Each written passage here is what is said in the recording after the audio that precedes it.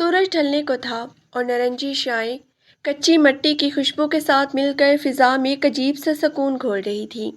मगर इस सुकून के बरक्स हवेली के अंदरूनी दिलान में एक दिल बड़ी तेजी से धड़क रहा था। नमिल ने कमरे की खिड़की से बाहर झांका। सामने वसी सहन में यजदान खान अपनी काली घोड़ी के पास खड़ा था। 30 साल की उम्र में उसकी शख्सियत में वो रौब था कि बड़े बड़े वडेरे उसके सामने नजर झुका लेती थी। उसका चेहरा तराशा हुआ, रंगत गंदमी और आंखों में एक ऐसी गहरी संजीदगी थी जो देखने वालों को सहरज़दा कर देती। वो अपने बाप के बाद इस पग का वारिस बना था, मगर इस पग की लाज रखने के चक्कर में उसने अपनी ज़िंदगी, अपनी तालीम अधूरी छोड़ दी थी। उसे लगता था कि वो किताबी इल्म में तो पीछे रह गया है, मगर हालात ने उसे ज़िंदगी के वो सबक सिखा दिए थे जो शायद किसी यूनिवर्सिटी से ना मिलते। नमिल, जो अभी कुछ दिन पहले ही शहर से अपनी डिग्री मुकम्मल करके लौटी थी, उसे दूर से देखती रही। वो यज़दान की कज़न थी, मगर उसके लिए वो सिर्फ कज़न नहीं, उसकी पूरी कायनात था। वो उसकी खामोशी से मोहब्बत करती थी, उसके इस खुदरेपन से जो सिर्फ दोस्तों के लिए था, क्योंकि नमिल जानती थी कि उसके इस सख्त लिबादे के पीछे एक निहायत हमदर्द और मुखलिस इंसान छुपा है। यज़दान ने महसूस किया कि कोई उसे देख रहा है। उसने सर उठाकर खिड़की की तरफ देखा। नमिल ने नज़र चुराने की कोशिश नहीं की, बल्कि अपनी एक दिलावेज मुस्कुराहट के साथ उसे देखती रही। यज़दान ने फ़ौरन अपनी नज़रें झुका लीं। उसे नमिल की ये बेबाकी मोहब्बत डरा देती थी। वो खुद को इसके काबिल नहीं समझता था। उसे लगता था कि नमिल जैसी पढ़ी लिखी और जदीद ख्यालात रखने वाली लड़की उस जैसे देहाती सरदार के साथ कैसे खुश रह सकती है, जो दस्तखत भी मुश्किल से करता था। यज़दान, नमिल ने खिड़की से उसे पुकारा। उसके लहजे में एक अपनायत थी जो यज़दान के सीने में हलचल मचा देती थी। यज़दान ने घोड़ी की जीन दुरुस्त करते हुए रुके बगैर जवाब दिया, जी नमिल बीबी, कुछ चाहिए आपको? नमिल का चेहरा एकदम उतरा। ये बीबी का लफ्ज़ उसे तीर की तरह चुभा था। मैंने कहा था ना कि मुझे इस नाम से मत पुकारा करें। क्या मैं आपके लिए इतनी पराई हो गई हूँ? यज़दान रुका। उसके हाथ घोड़ी की गर्दन पर जम गई। उसने रुख मोड़ा और नमिल की तरफ देखा। उसकी आंखों में एक पल के लिए वो दर्द झलका जो वो बरसों से छुपाए हुए था। आप शहर से आई हैं नमिल, आपका मकाम ऊंचा है। हम ठहरे जमींदार लोग, हमारी जुबान में यही लहजे चलते हैं। मकाम पढ़ाई से नहीं, दिल से तय होते हैं यज़दान, नमिल ने धीमी मगर मजबूत आवाज़ में कहा। यज़दान ने कोई जवाब नहीं दिया और खामोशी से वहाँ से चला गया। उसे डर था कि अगर वो मज़ीद वहाँ रुका तो शायद अपने दिल का हाल जुबान पर न लेकर आए। दिन गुजरते गए और हवेली में चहल पहल बढ़ती गई। बड़ी बी यानी यज़दान की माँ चाहती थी कि अब यज़दान के सर पर सहरा सजे, और उनकी नज़र में नमिल से बेहतर कोई लड़की नहीं थी। मगर यज़दान हर बार ये कहकर टाल देता कि वो नमिल की ज़िंदगी ख़राब नहीं करना चाहता। हवेली के दरो दीवार पर छाई वो खामोशी अब एक हंगामे में बदलने वाली थी। बड़ी बी, जो इस ख़ानदान की सबसे मुअत्तबर हस्ती थी, उन्होंने फैसला कर लिया था कि अब यज़दान की तन्हाई को ख़त्म होना चाहिए। वह जानती थी कि उनका बेटा जिस एहसास से कमतरी की जंजीरों में जकड़ा हुआ है, उसे सिर्फ नमिल की मोहब्बत ही तोड़ सकती है। बड़ी बी ने यज़दान को अपने कमरे में बुलवाया।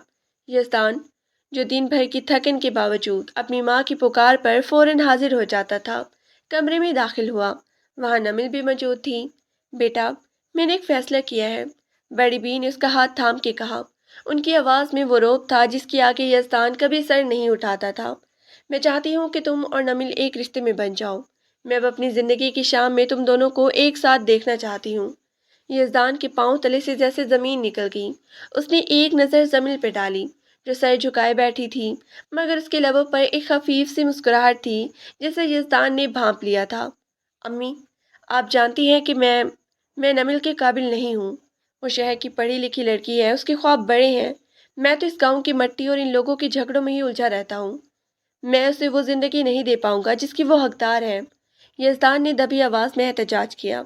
बड़ी बी ने उसे टोक दिया। हकदार वो किस चीज़ की है ये वो खुद तय करेगी। नमिल, क्या तुम्हें ये रिश्ता मंजूर है? नमिल ने सर उठाया।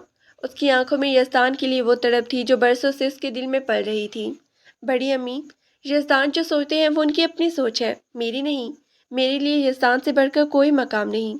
मुझे रिश्ता हर हाल में मंजूर है। यज़दान लाजवाब हो गया। वो जानता था कि अब भागने का कोई रास्ता नहीं बचा।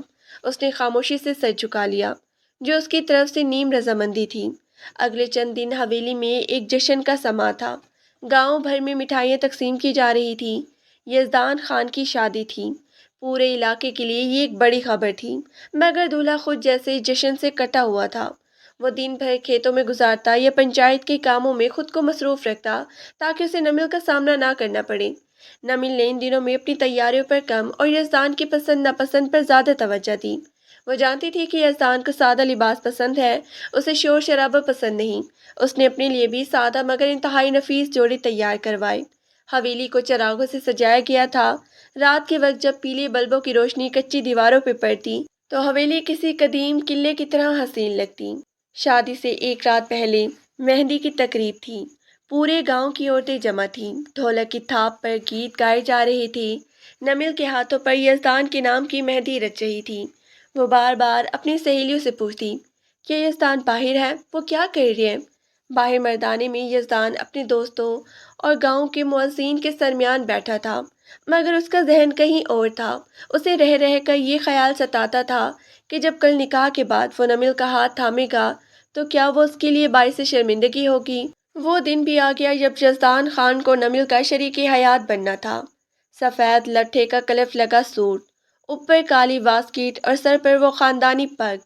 यज़दान इस लिबास में किसी कदीम दास्तान का शहजादा लग रहा था। उसकी संजीदगी आज उसके हुस्न को मज़ीद चार चांद लगा रही थी। निकाह का वक्त करीब आया। मस्जिद के मौलवी साहब हवेली तशरीफ़ लाए। मर्दाने में खामोशी छा गई।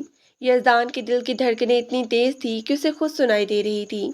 यज़दान खान वल्द अहमद खान, क्या आपको नमिल बीबी बिनते फ़ारूक खान अपने निकाह में कबूल है? यज़दान का गला खुश्क हो रहा था। उसने एक बार फिर अपने अंदर की आवाज़ को दबाया और लरजते लहजे में कहा, कबूल है। 3 बार ये अल्फाज दोहराने के बाद जब दस्तखत की बारी आई, तो यज़दान के हाथ में कलम थरथराया। उसे हमेशा दस्तक करने में हिचकिचाहट होती थी, मगर आज नमिल के खातिर उसने पूरी महारत से अपना नाम कागज़ पर लिख दिया।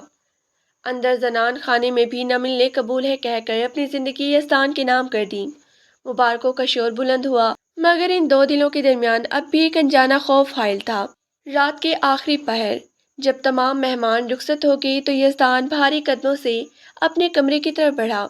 ये वही कमरा था जहाँ उसने अपनी ज़िंदगी के 30 साल गुजारे थे, मगर आज ये कमरा उसे बिल्कुल बदला हुआ लग रहा था। गुलाब के फूलों की महक फिजा में बसी हुई थी, जो यज़दान के हिसाब पर सवार हो रही थी। दरवाज़ा खोलकर वो अंदर दाखिल हुआ, तो सामने बेड पर नमिल सुर्ख अरूसी जोड़े में बैठी थी।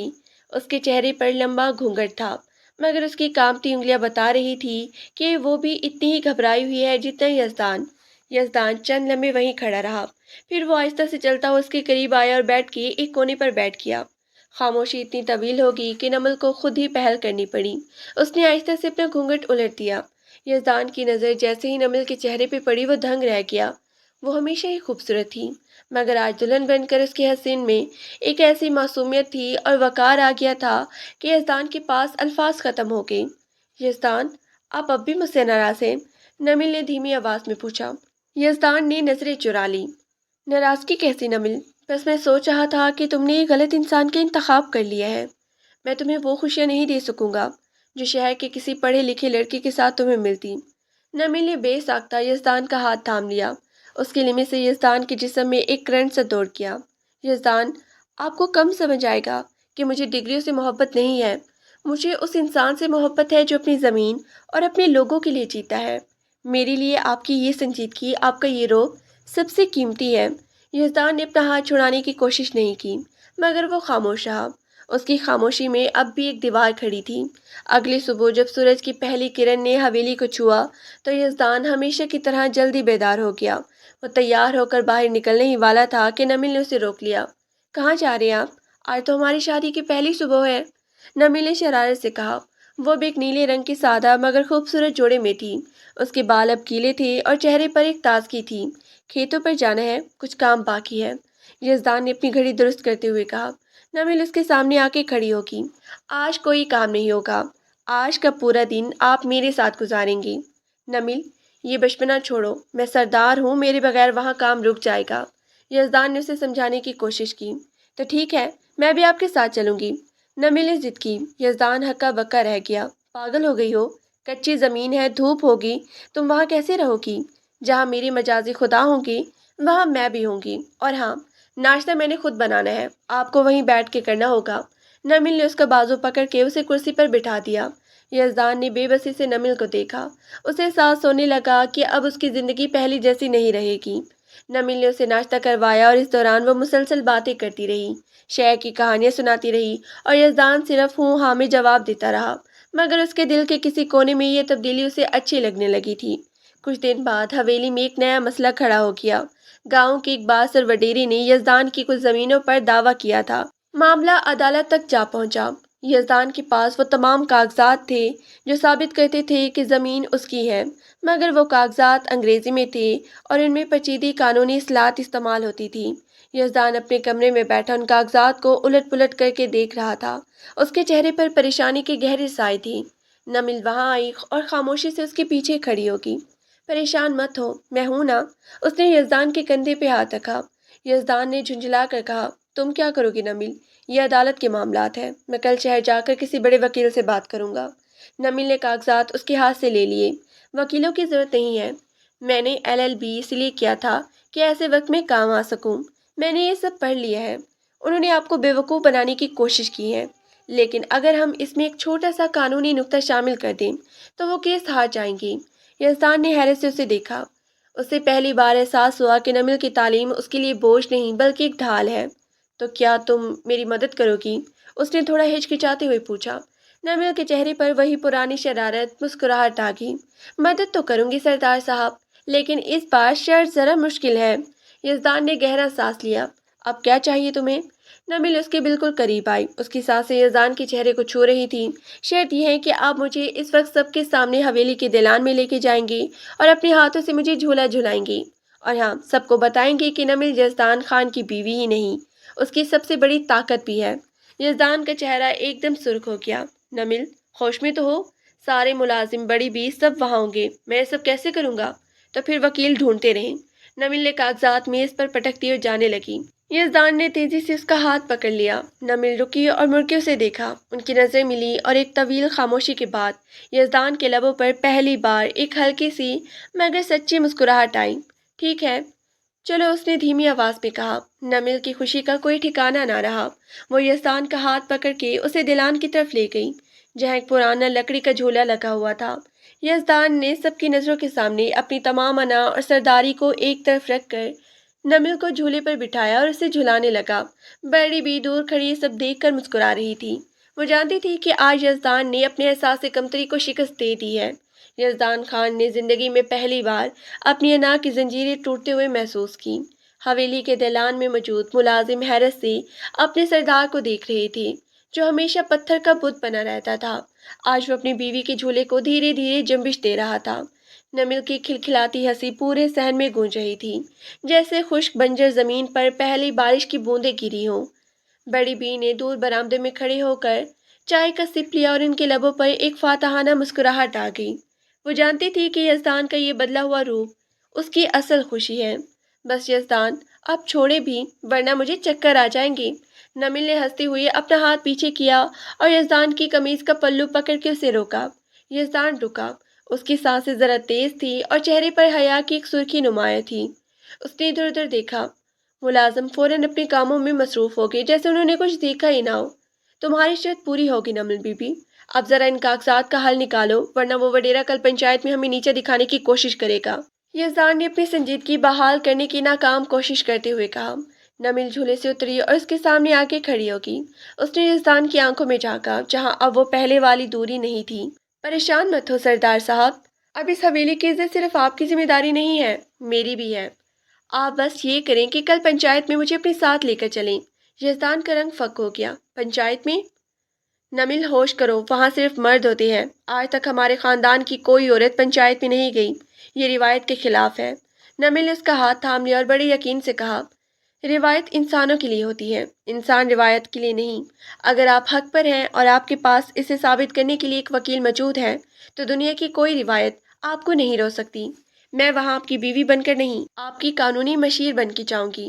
یزدان ایک لمحے کے لیے سوچ میں پڑ گیا۔ اسے نمل کی بات میں وزن محسوس ہوا، مگر اسے ڈر تھا کہ گاؤں کے لوگ کیا کہیں گے۔ لیکن پھر اس نے نمل کے پراعتماد چہرے کو دیکھا اور فیصلہ کر لیا۔ اگلے دن پنچایت کا سماع دینی تھا۔ گاؤں کے بڑے بڑے چودھری اور وڈیرے برگد کے پرانے درخت کے نیچے بیٹھے تھے۔ مخالف وڈیرا سائیں بخش اپنی مونچھوں کو تاؤں دیتے ہوئے فتح کے خواب دیکھ رہا تھا۔ اسے یقین تھا کہ یزدان خان ان پیچیدہ کاغذات کو نہیں سمجھ پائے گا اور زمین اس کے قبضے میں آ جائے گی۔ اسی دوران دو گاڑیاں پنچایت کے قریب آ کر رکی۔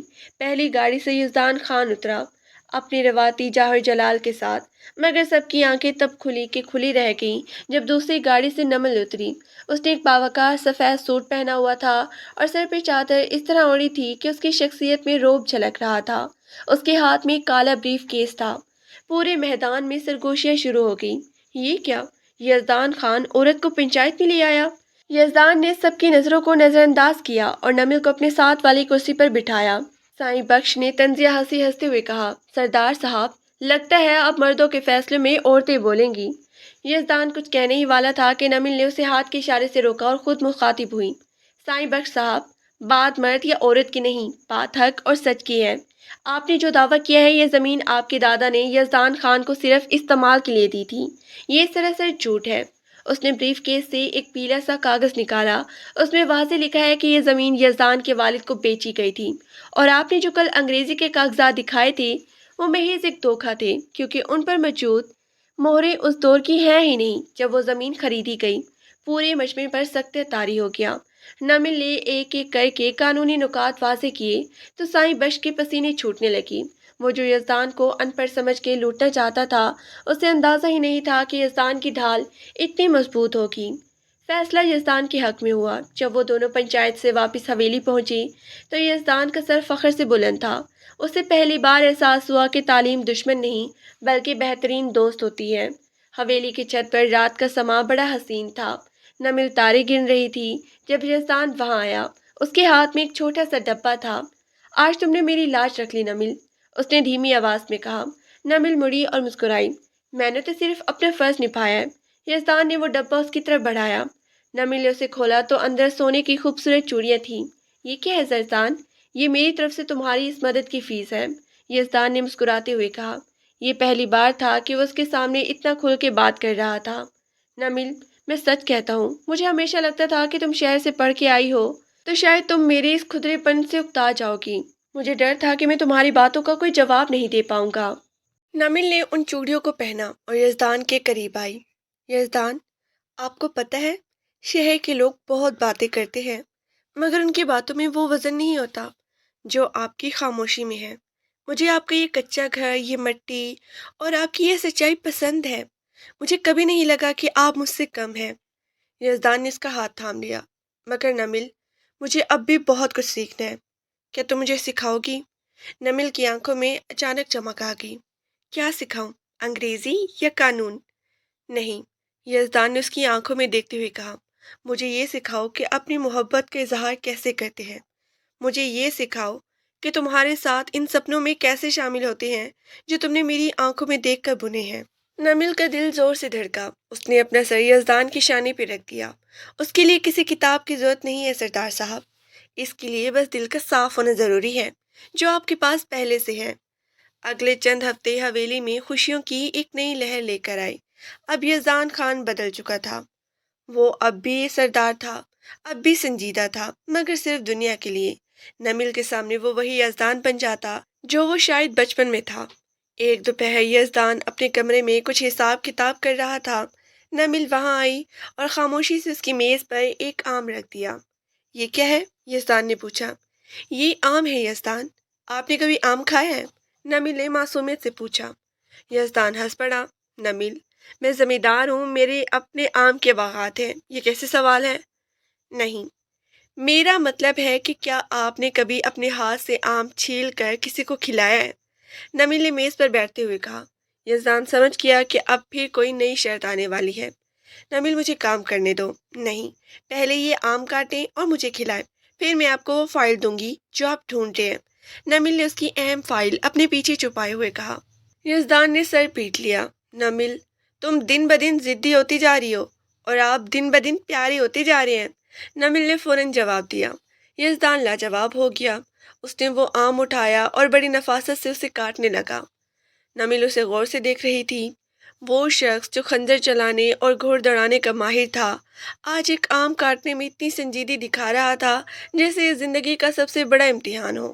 جب اس نے ایک کاش نمل کی طرف بڑھائی تو نمل نے ہاتھ آگے نہیں بڑھایا بلکہ اپنا منہ کھول دیا۔ یزدان ایک لمحے کے لیے ہچکچایا، پھر مسکراتے ہوئے اسے کھلانے لگا۔ ایک صبح جب نمل باورچی خانے میں بڑی بی کے ساتھ ناشتہ تیار کر رہی تھی، حویلی کے بیرونی دروازے پر دستک ہوئی۔ ملازم نے آ کر بتایا کہ شہر سے کچھ لوگ آئے ہیں جو نمل بی بی سے ملنا چاہتے ہیں۔ یزدان اس وقت مردان خانے میں بیٹھا کچھ حساب کتاب کر رہا تھا۔ جب اس نے سنا کہ نمل سے ملنے شہر سے لوگ آئے ہیں تو اس کے ماتھے پہ بل پڑ گئی۔ وہ خاموشی سے اٹھا، برآمدے میں آ کھڑا ہوا۔ سامنے 3 نوجوان لڑکی اور ایک لڑکی کھڑی تھی جو وضع و قطع سے کافی جدید اور پڑھے لکھے لگ رہی تھی۔ نمل، کیسی ہو تم؟ ان میں سے ایک لڑکی شہریار نے آگے بڑھ کے جوش سے کہا۔ وہ نمل کا یونیورسٹی کا بہترین دوست تھا۔ نمل کی آنکھوں میں خوشی کی چمک آ گئی۔ شہریار، تم سب یہاں؟ میں یقین نہیں کر سکتی۔ نمل نے فرتے جذبات میں ان سے باتیں شروع کر دی۔ وہ شہر کی باتیں کر رہی تھی، انگریزی کے جملے بول رہی تھی اور کہکے لگا رہی تھی۔ یزدان دور کھڑا یہ سب دیکھ رہا تھا۔ اسے اپنا آپ ایک دم اجنبی محسوس ہونے لگا۔ وہ جو اپنی حویلی کا شیر تھا، ان لوگوں کے درمیان اسے ایسے لگا جیسے وہ کوئی عام سا دیہاتی ہے۔ شہریار کی نظر یزدان پہ پڑی۔ نمل، یہ کون ہے؟ تمہارے بڑے بھائی یا کوئی ملازم؟ اس نے سادگی سے پوچھا، کیونکہ یزدان اس وقت سادہ شلوار قمیض اور چادر اوڑھے ہوئے تھا۔ نمل کا چہرہ ایک دم سفید پڑ گیا۔ اس سے پہلے کہ وہ کچھ کہتی، یزدان کے اندر کا سردار جاگ اٹھا، مگر اس بار غصے سے نہیں بلکہ ایک گہری چوٹ سے۔ یہ یزدان خان ہے، میری شوہر اور اس حویلی کے مالک، نمل نے فخر سے کہا اور یزدان کے قریب آ گئی۔ شہریار تھوڑا شرمندہ ہوا۔ او، آئی ایم سوری، مجھے اندازہ نہیں تھا۔ ہیلو یزدان صاحب، نمل نے بتایا تھا کہ آپ زمیندار ہیں، مگر یہ نہیں بتایا تھا کہ آپ اتنے روایتی ہیں۔ یزدان نے صرف سر ہلانے پہ اکتفا کیا اور خاموشی سے وہاں سے چلا گیا۔ اس کے کانوں میں شہریار کا وہ جملہ بڑا بھائی یا ملازم بار بار گونج رہا تھا۔ اس کی وہ تمام خود اعتمادی جو نمل نے بڑی مشکل سے بنائی تھی، ایک لمحے میں چکنا چور ہو گئی۔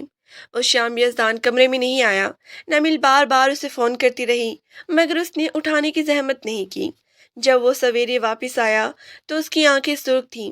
نمل دروازے پہ ہی کھڑی تھی۔ یزدان، کہاں تھے آپ؟ میں کتنا پریشان تھی، پتہ ہے آپ کو؟ یزدان نے اس کی طرف دیکھے بغیر جواب دیا، کام تھا بہت، تم جاؤ، تمہارے شہر والے دوست انتظار کر رہے ہوں گے، ان کے ساتھ گھومو، تمہیں ویسے بھی ان کی باتیں زیادہ سمجھ آتی ہیں۔ نمل اس کی لہجے کی تلخی سمجھ گئی۔ یزدان، یہ آپ کیا کہہ رہے ہیں؟ وہ صرف دوست ہیں، میں نے انہیں بتا دیا تھا کہ میں یہاں بہت خوش ہوں۔ یزدان مڑا اور نمل کی آنکھوں میں دیکھ کر بولا، خوش ہو یا بس گزارا کر رہی ہو؟ نمل، میں نے کل اپنی آنکھوں سے دیکھا جب تم ان کے ساتھ باتیں کر رہی تھی تو تم کتنی الگ لگ رہی تھی۔ تم وہ نمل تھی نہیں جو میرے ساتھ ہوتی ہو، تم وہ شہر کی نمل تھی جو بہت روشن، بہت ذہین تھی۔ میرے ساتھ تم صرف میری ضرورتیں پوری کرنے کے لیے رہتی ہو۔ یزدان، یہ آپ کی سوچ ہے، میری نہیں، نمل نے چلا کر کہا۔ میری سوچ نہیں نمل، یہی حقیقت ہے۔ میں تمہیں اس حویلی کی دیواروں میں قید نہیں رکھ سکتا۔ تمہارے دوست تمہیں شہر لے جانے کے لیے آئے ہیں، وہ چاہتے ہیں کہ تم کسی بڑی لا فرم میں کام کرو، جاؤ ان کے ساتھ، میں تمہیں نہیں روکوں گا۔ یزدان نے یہ کہہ کر کمرے کا دروازہ زور سے بند کیا۔ نمل وہیں کھڑی رہ گئی۔ اسے لگا جیسے اس کی برسوں کی محنت پر پانی بھر گیا۔ یزدان کی انا اس کی محبت سے بڑی ہو گئی تھی۔ نمل نے فیصلہ کر لیا تھا کہ وہ یزدان کی اتنی آسانی سے ٹوٹنے نہیں دے گی۔ اس نے اپنے دوستوں کو اگلے ہی دن واپس بھیج دیا، مگر یزدان کو یہ نہیں بتایا۔ اس کی بجائے اس نے ایک نیا ڈرامہ رچایا۔ 2 دن تک نمل نے یزدان سے بات نہیں کی۔ وہ خاموشی سے اپنے کام کرتی، اسے کھانا دیتی مگر اس کی طرف دیکھتی بھی نہیں۔ یزدان تڑپ اٹھا مگر اس کی مردانہ انا اسے جھکنے نہیں دے رہی تھی۔ تیسرے دن نمل نے اپنا بیگ پیک کرنا شروع کر دیا۔ یزدان کمرے میں داخل ہوا تو اسے بیگ پیک کرتا دیکھ کر اس کے دل کی دھڑکن رک گئی۔ یہ کیا کر رہی ہو؟ اس نے کانپتے آواز میں پوچھا۔ وہی جو آپ چاہتے ہیں، میں شہر جا رہی ہوں، نمل نے اسپاٹ لہجے میں کہا۔ یزدان کے پاؤں تلے سے زمین نکل گئی۔ نمل، میرا مطلب وہ نہیں تھا، میں تو بس کیا یزدان، آپ کو مجھ پہ بھروسہ نہیں تھا یا اپنی محبت پر؟ آپ نے ایک جملے کی خاطر ہمارا رشتہ داؤ پہ لگا دیا۔ ٹھیک ہے، میں جا رہی ہوں، لیکن میری ایک آخری شرط ہے، نمل نے اس کی طرف مڑ کے کہا۔ یزدان کی آنکھوں میں آنسو آ گئے۔ وہ یزدان خان جو کبھی نہیں رویا تھا، آج اپنی محبت کے کھونے کے ڈر سے ٹوٹ گیا تھا۔ بولو، کیا شرط ہے؟ نمل اس کے قریب آئی اور اس کے ہاتھ میں ایک انگریزی کی کتاب تھما دی۔ شرط یہ ہے کہ آپ مجھے یہ پوری کتاب پڑھ کے سنائیں گی۔ جب تک آپ اسے ختم نہیں کریں گے میں اس حویلی سے قدم باہر نہیں نکالوں گی۔ یزدان نے کتاب دیکھی۔ وہ ایک موٹی انگریزی کی ناول تھی۔ نمل، تم جانتی ہو مجھے انگریزی نہیں آتی، یہ تم کیسے شرط کر رہی ہو؟ اگر آپ میرے لیے پنچایت میں عورتوں کو بٹھا سکتے ہیں تو میرے لیے ایک کتاب نہیں پڑھ سکتی؟ نمل نے چیلنج کیا۔ میں آپ کو سکھاؤں گی، روز ایک صفحہ۔ جب کتاب ختم ہوگی تو میں تب فیصلہ کروں گی کہ مجھے جانا ہے یا نہیں۔ یزدان نے کتاب کو مضبوطی سے تھام لیا۔ اس کی آنکھوں میں ایک نیا عزم تھا۔ ٹھیک ہے نمل، میں پڑھوں گا، میں ثابت کروں گا کہ میں تمہارے قابل ہوں۔ اب حویلی کا ماحول بالکل بدل گیا تھا۔ روز رات کو یزدان اور نمل لائبریری میں بیٹھتی۔ نمل اسے ایک ایک لفظ کا تلفظ سکھاتی، اس کا مطلب سمجھاتی۔ یزدان جو کبھی کتابوں سے بھاگتا تھا رات بھر جاگ جاگ کر سبق یاد کرتا۔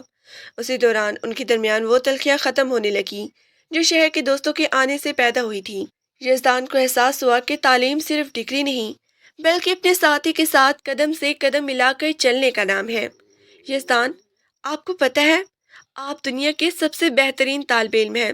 اس نے اس کے ہاتھ پر اپنا ہاتھ رکھا۔ یزدان مسکرایا۔ اور تم دنیا کی سب سے سخت استاد۔ اچانک یزدان نے کتاب بند کر دی اور نمل کا چہرہ اپنے ہاتھوں میں لے لیا۔ نمل، مجھے معاف کر دو، میں نے تمہیں شک کی نظر سے نہیں دیکھا تھا، میں تو بس خود سے ڈر گیا تھا، مجھے لگ رہا تھا کہ شہر کی چمک دھمک تمہیں مجھ سے چھین لے گی۔ نمل نے اپنا سر اس کے سینے پر رکھ دیا۔ پاگل، شہر کی چمک دھمک میں وہ سکون کہاں جو آپ کے اس کھدرے ہاتھوں میں ہے؟ یزدان، محبت میں کوئی چھوٹا بڑا نہیں ہوتا، ہم ایک دوسرے کو مکمل کرتے ہیں۔ حویلی میں سب سو رہے تھے۔ سائیں بشت کے آدمیوں نے حویلی کے اناج کے گوداموں کو آگ لگا دی۔ آگ کی لپٹیں آسمانے سے باتیں کرنے لگیں۔ یزدان کی آنکھ کھلی تو اس نے باہر شور سنا۔ وہ فوراً اپنی پستول نکال کر باہر بھاگا۔ نمل بھی اس کے پیچھے آئی۔ یزدان، باہر مت جائیں، وہ لوگ مسلح ہیں، نمل نے خوفزدہ ہو کر کہا۔ یزدان نے ایک بار نمل کو دیکھا۔ اس کی آنکھوں میں وہی پرانا سردار واپس آ چکا تھا۔ نمل، آج میری تعلیم کا نہیں میری غیرت کا امتحان ہے، تم اندر رہو۔ یزدان نے اکیلے ہی ان گنڈوں کا مقابلہ کیا۔ آگ کی تپش میں اس کا چہرہ تپ رہا تھا مگر وہ پیچھے نہیں ہٹا۔ اس نے اپنی جان پہ کھیل کر نہ صرف آگ بجھائی بلکہ سائیں بشت کے 2 آدمیوں کو بھی پکڑ لیا۔ یزدان، آپ ٹھیک تو ہے نا؟ وہ زوروں کا تار رو رہی تھی۔ یزدان نے مسکرانے کی کوشش کی۔ دیکھو نمل، میں نے اپنی زمین بچا لی۔ نمل نے اس کے زخموں کو اپنے دوپٹے سے صاف کیا۔ آپ نے صرف زمین نہیں بچائی، آپ نے میرا مان بچا لیا۔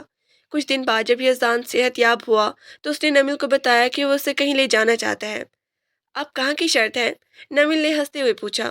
یزدان اسے لے کر گاؤں کے ایک پرانے اسکول کی عمارت کے پاس پہنچا جسے اب نئے سرے سے رنگ و روگن کیا گیا تھا۔ اسکول کے گیٹ پر ایک بڑی تختی لگی تھی، نمل یزدان خان ایجوکیشنل سینٹر۔ نمل کی آنکھیں حیرت سے پھیل گئیں۔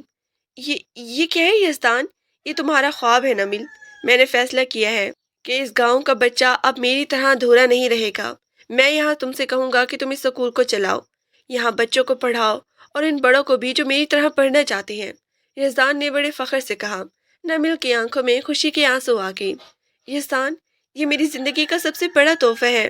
یزدان نے اس کا ہاتھ تھاما۔ نمل، اب وہ کتاب ختم ہونے والی ہے، کیا اب بھی تم شہر جاؤ گی؟ نمل نے اسے گلے لگا لیا۔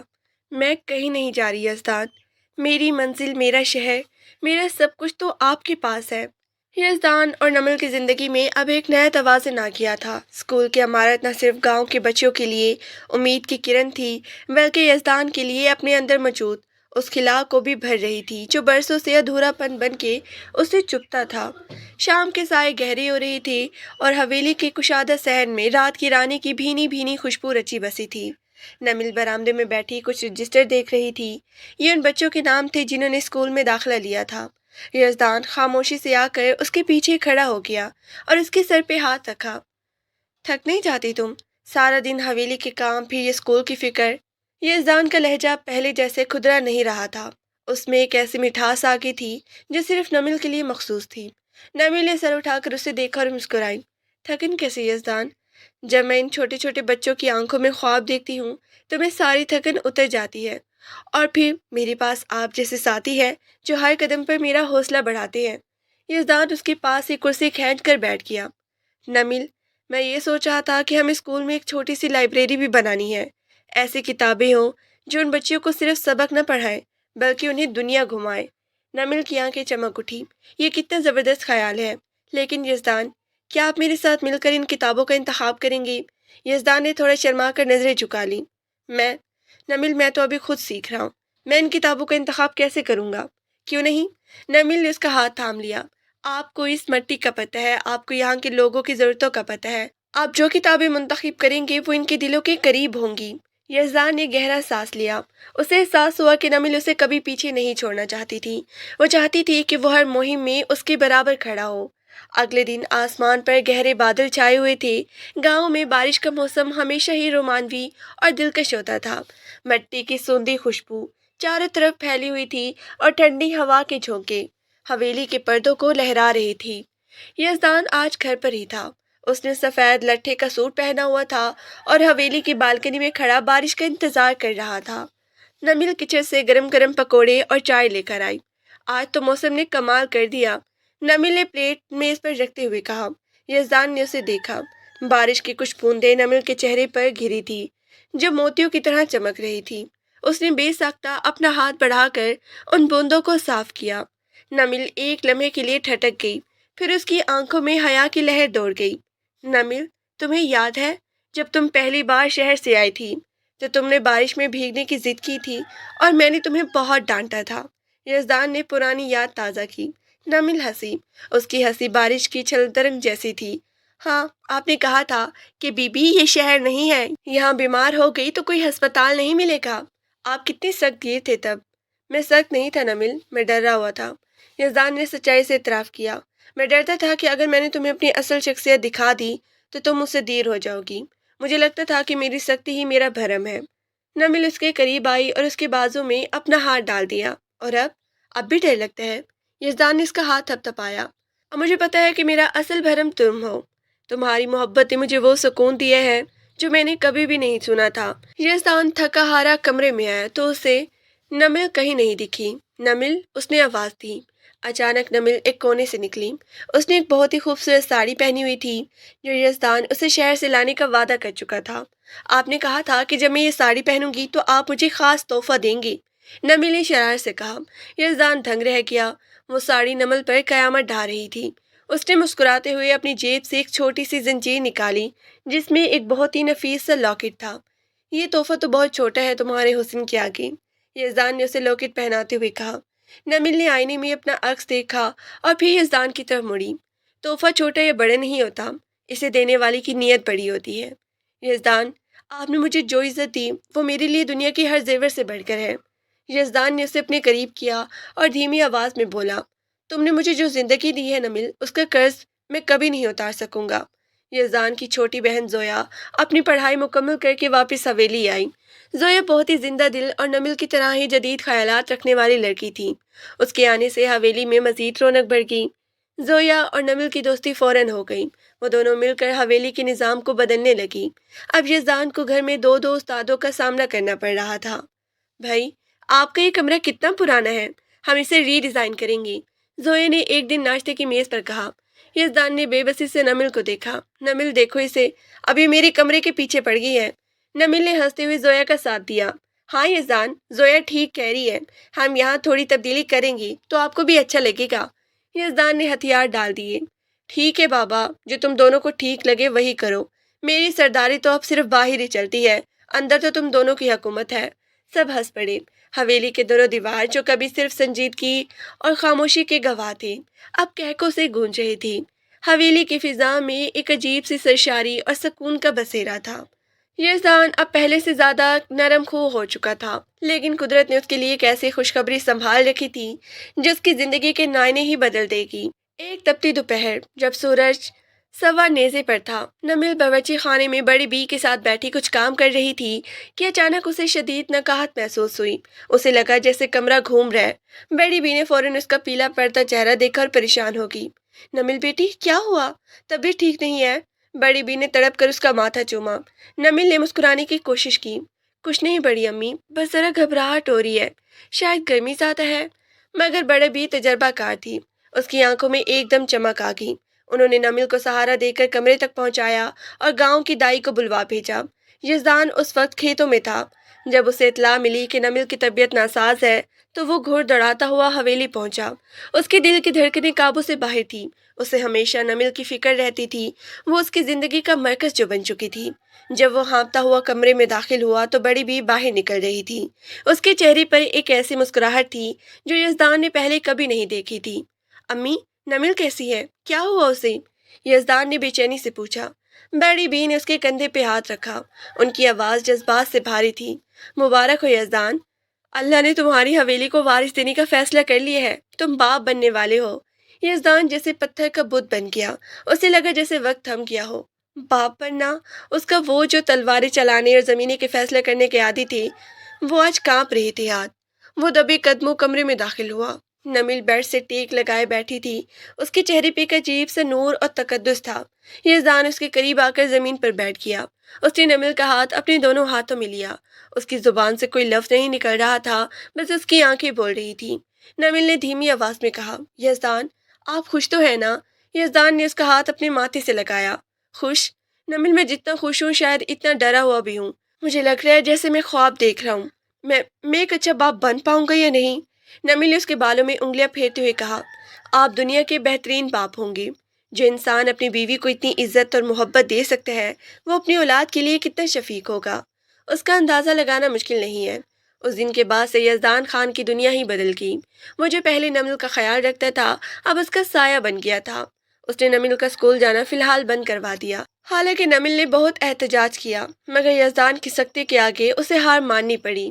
یزدان، میں بیمار نہیں ہوں، میں صرف حاملہ ہوں۔ ڈاکٹر نے کہا ہے کہ چلنا پھرنا اچھا ہوتا ہے۔ نمل نے ایک صبح ناشتے کی میز پر لاڈ سے کہا۔ یزدان نے اسے دودھ کا گلاس پکڑاتے ہوئے بڑے اطمینان سے جواب دیا، ڈاکٹر نے کہا ہوگا، مگر اس حویلی کے سردار کا حکم کچھ اور ہے۔ تم کہیں نہیں جاؤ گی۔ اگر تمہیں کچھ کرنا ہے تو اسکول کا کام گھر سے کر لو، میں خود وہاں جا کر سب دیکھ لوں گا۔ نمل نے منہ بسور کر دودھ کا گھونٹ بھرا۔ یزدان اب دن بھر میں 10 بار اسے فون کرتا۔ نمل پانی پیا، نمل ناشتہ کیا، نمل سیڑھیاں مت چڑھنا۔ اس کی یہ حد سے بڑھی ہوئی توجہ نمل کو کبھی کبھی تنگ کرتی، مگر اکثر اسے اپنی خوش قسمتی پر رکھ جاتا۔ ایک رات نمل کو اچانک کھٹی چیز کھانے کی طلب ہوئی۔ سردیوں کی رات تھی اور باہر شدید دھند تھی۔ نمل نے یزدان کو جگانا مناسب نہ سمجھا، مگر جیسے ہی وہ بستر سے اٹھی، یزدان کی آنکھ کھل گئی۔ نمل، کیا ہوا؟ کہیں درد ہے؟ وہ ہڑبڑا کے اٹھ بیٹھا۔ نمل ہنس پڑی۔ نہیں یزدان، درد نہیں ہے، بس میرا اچانک اچار کھانے کو دل کر رہا ہے۔ یزدان نے گھڑی دیکھی، رات کے 3 بجے تھے۔ اچار اس وقت؟ نمل نے معصومیت سے سر ہلایا۔ یزدان خاموشی سے اٹھا، کچن میں گیا اور پورے گھر کے اچار ڈھونڈ نکالے۔ جب وہ واپس آیا تو اس کے ہاتھ میں مختلف قسم کے اچاروں کی پلیٹ تھی۔ نمل نے مزے سے اچار کھایا، جبکہ یزدان اسے دیکھتے ہوئے مسکرا رہا تھا۔ اس کے لیے نمل کی ہر خواہش، ہر ضد اب کسی آسمانی حکم سے کم نہیں تھی۔ حمل کے ان مہینوں نے یزدان کی شخصیت میں ایک ایسی گہرائی پیدا کر دی تھی جو پہلے کبھی نہیں تھی۔ وہ اکثر راتوں کو دیر تک جاگتا اور نمل کے آنے والے بچے کے لیے خواب بنتا۔ وہ پنچایت میں بھی زیادہ رحم دل ہو گیا تھا۔ لوگوں کے جھگڑے نپٹاتے ہوئے وہ اکثر سوچتا کہ اگر اس کا بچہ اسے دیکھ رہا ہوتا تو وہ کیا چاہتا کہ اس کا باپ کیسا انسان ہو۔ ایک دن وہ نمل کے پاس بیٹھا تھا کہ اچانک اسے نمل کے پیٹ میں ایک ہلکی سی حرکت محسوس ہوئی۔ وہ چونک گیا۔ نمل، یہ کیا تھا؟ اس نے حیرت اور زور سے پوچھا۔ نمل مسکرائی، اس کی آنکھیں نم تھیں۔ یہ آپ کا بچہ ہے یزدان، وہ آپ کو ہیلو کہہ رہا ہے۔ یزدان نے اپنا ہاتھ وہیں جما دیا۔ جب دوبارہ حرکت ہوئی تو یزدان کی آنکھوں سے آنسو چھلک پڑے۔ وہ سردار جو بڑے بڑے دشمنوں کے سامنے نہیں جھکا تھا، آج اپنے بچے کی اس معمولی سی حرکت پر رو رہا تھا۔ اس نے جھک کر نمل کے پیٹ پر بوسہ دیا اور دھیمی آواز میں کہا، میں تمہارا انتظار کر رہا ہوں میرے بچے، تمہارے باپ نے تمہارے لیے بہت سے خواب سجا رکھے ہیں۔ زویا نے بھی اپنی بھابھی کا بہت خیال رکھا۔ وہ اکثر نمل کے لیے شہر سے نئی نئی کتابیں اور بچوں کے کپڑے منگواتی۔ حویلی کا ایک کمرہ اب نرسری میں تبدیل ہو رہا تھا۔ یزدان خود جا کر رنگوں کا انتخاب کرتا۔ بھائی، آپ تو جیسے پاگل ہی ہو گئی ہیں، ابھی تو کئی مہینے باقی ہیں۔ زویا اسے تنگ کرتی۔ تم نہیں سمجھو گی زویا، میں چاہتا ہوں کہ جب میرا بچہ اس دنیا میں آئے تو اسے ہر چیز بہترین ملے۔ وہ اس حویلی کا وارث ہی نہیں، میری امیدوں کا مرکز بھی ہوگا۔ یزدان نے جذباتی ہو کر جواب دیا۔ نمل ان دنوں بہن بھائیوں کی محبت دیکھ کر بہت خوش ہوتی۔ اسے لگتا کہ اس نے واقعی اس حویلی کو ایک گھر بنا دیا ہے۔ ایک شام نمل برآمدے میں بیٹھی یزدان کے آنے کا انتظار کر رہی تھی۔ سورج غروب ہو رہا تھا اور آسمان پر لالی پھیلی ہوئی تھی۔ یزدان جب واپس آیا تو اس کے ہاتھ میں پھولوں کا ایک بڑا گلدستہ تھا۔ آج کوئی خاص بات ہے؟ نمل نے مسکرا کے پوچھا۔ یزدان اس کے پاس بیٹھ گیا۔ خاص بات یہ ہے کہ آج مجھے احساس ہوا کہ میں کتنا خوش قسمت ہوں۔ نمل، تم نے مجھے وہ سب کچھ دے دیا جس کا میں نے کبھی تصور بھی نہیں کیا تھا۔ میں ایک سادہ سا دیہاتی تھا، تم نے مجھے انسان بنایا، مجھے محبت سکھائی، اور اب تم مجھے باپ بنانے جا رہی ہو۔ نمل نے اپنا سر اس کے شانے پہ رکھ دیا۔ یزدان، یہ سب اللہ کا کرم ہے، ہم تو بس ایک دوسرے کا وسیلہ بنتے ہیں۔ جیسے جیسے وقت قریب آ رہا تھا، یزدان کی بے چینی بڑھ رہی تھی۔ نمل کی طبیعت اب پہلے سے زیادہ بوجھل رہنے لگی تھی۔ اسے اکثر سانس لینے میں دشواری ہوتی اور پاؤں میں سوجن آ جاتی۔ یزدان نے شہر کے بہترین ڈاکٹر کو حویلی بلوایا تاکہ وہ نمل کا معائنہ کر سکیں۔